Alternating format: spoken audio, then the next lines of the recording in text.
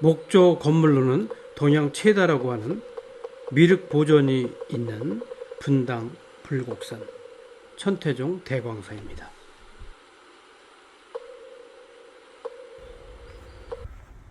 사찰에 가는 분위기를 내기 위해서 짧지만 숲속길로 걸어갑니다.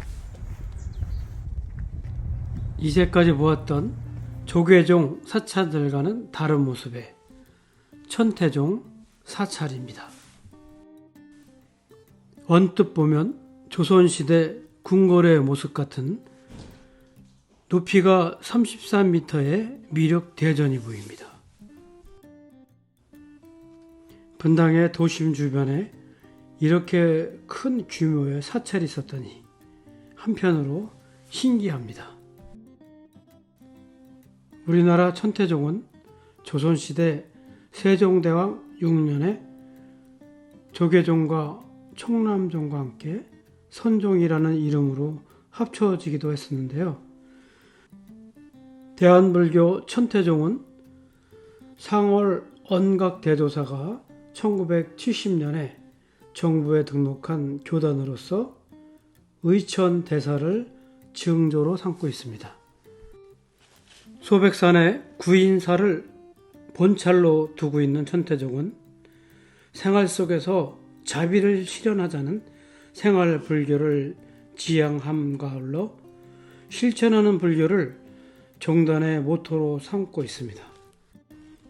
천태종은 한국 전통 불교를 자칭하는 조계종과는 그 교리와 교단의 성격이 많이 다른데요. 무엇보다도 출가 형식에서부터 큰 차이가 납니다. 즉, 스님이 출가할 때에 조계종에서는 구족계를 받지 않습니까? 그런데 천태종에서는 10가지 선한 계율이라는 10선계만 받습니다. 템플 스테이 등 여러 행사를 하는 건물인 것 같습니다. 건물 양식은 전통적인 모습을 띠고 있고요. 상당히 실제적이고 실용적으로 만들어져 있습니다. 말씀드린 것과 같이 천태종은 출가할 때에 10선계만 받는데요. 사람이 사람으로서 지킬 수 있는 계율, 실천할 수 있는 계율만 취하자는 그런 입장을 견지하는 모습입니다.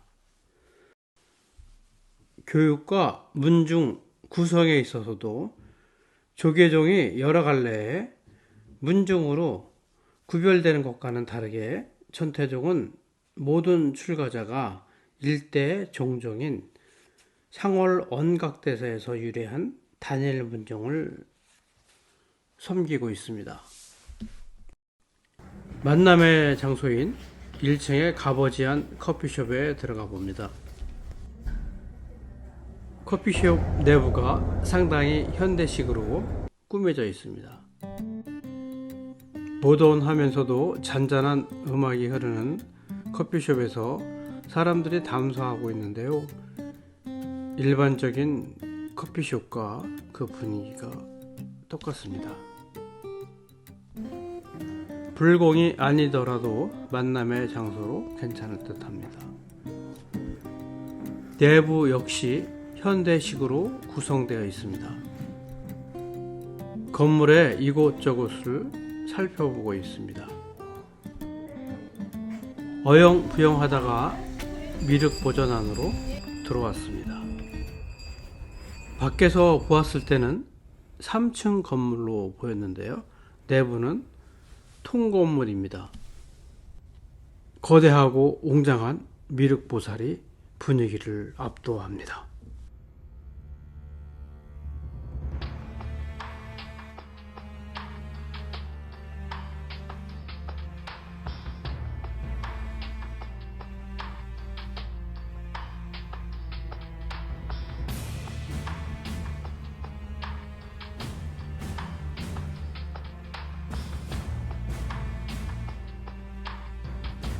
천태종에서는 스님들의 육선도 허용된다고 하는데요.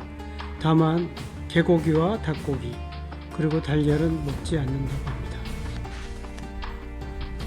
여기에는 여러 가지 설이 있는데요.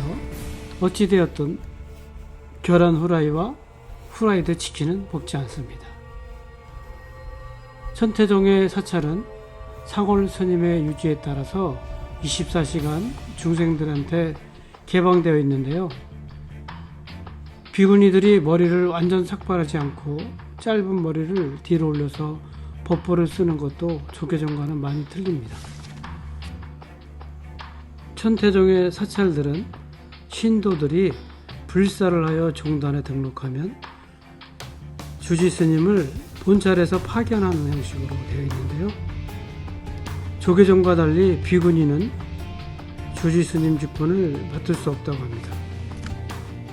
사찰을 많이 방문해 본 것은 아니지만 법당 내부에 이렇게 큰 부처님을 보기는 처음입니다.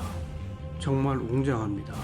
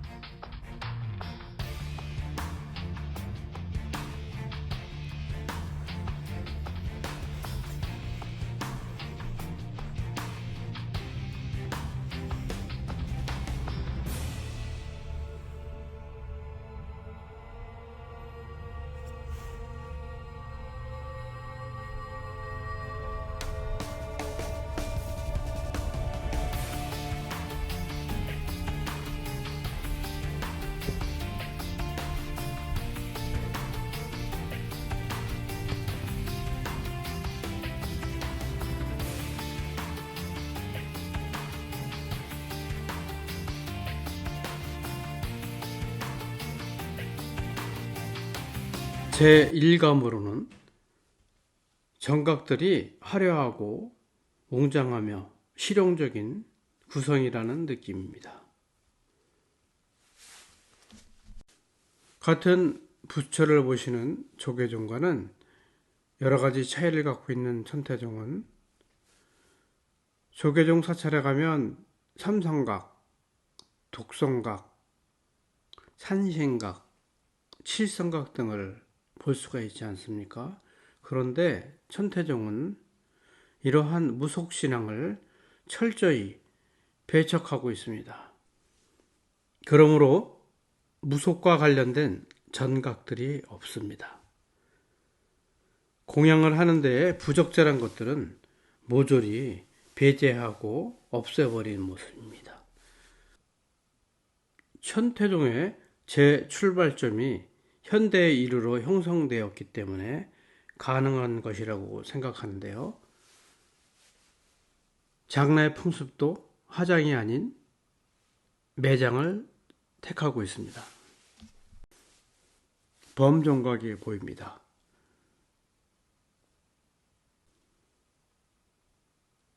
그 구석 역시 단순한 모습을 보이고 있습니다.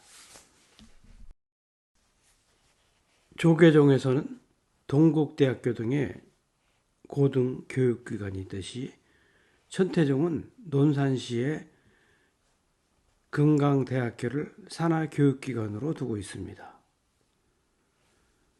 스님들의 교육기관인 금강승가대학과 포교사를 육성하는 금강불교대학도 있습니다. 어느 도시에서나 복층에 전통 건물이 보이면 천태종이라고 보시면 됩니다.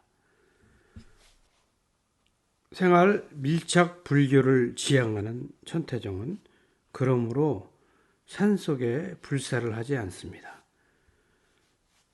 산속이나 교통이 불편한 오지에 있는 천태종 사찰들은 개인 사찰이라고 보시면 되고요. 대한불교 천태종 교종사내의 사찰이라고 보기 힘들다고 보시면 됩니다. 대광사를 비롯한 천태종의 일반 사찰들은 지역 주민들과 더불어 살아가는 대민 활동에도 심혈을 기울이고 있는데요. 작년에 대광사에서는 유망한 고등학교 육상 선수들에게도 각각 100만원씩의 장학금을 전달하기도 했습니다. 그런데 제 생각에는 이왕 장학금을 주려면 한 1000만원 정도 주어야지 육상 선수가 자기의 일에 전념하지 않겠습니까? 욕심인가요? 우리가 사찰을 사원, 절 혹은 가람이나 정사라고 부르기도 하지 않습니까? 역사적으로는 불교 초기에 중림정사, 기원정사가 꽤 유명한데요. 성남 지역의 사찰의 역사는 백제에 불교가 수용되던 그때부터 비롯된다고 합니다. 성남의 남한산성 부근으로 추정되는 한산에 사찰을 지어서 승려들을 출가시켰다고 삼국유사나 삼국사기에 기록되어 있는 것을 보면 성남 지역 어딘가에 고찰의 흔적도 남아있지 않을까 생각해 봅니다. 오늘날의 불교종단은 크게 조계종과 태고종으로 양분되고 있지 않습니까? 성남시에는 7개 종단 120개 정도의 사찰이 있다고 하는데요. 성남에 있는 대광사는 총 본산인 단양의 구인사, 부산의 삼광사,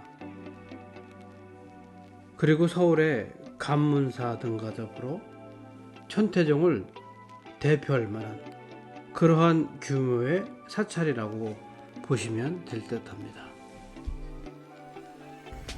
탑의 모양도 이색적이죠. 그 모양과 색깔이 일반 전통 사찰에서 보아온 것과는 사뭇 다른 느낌의 탑입니다.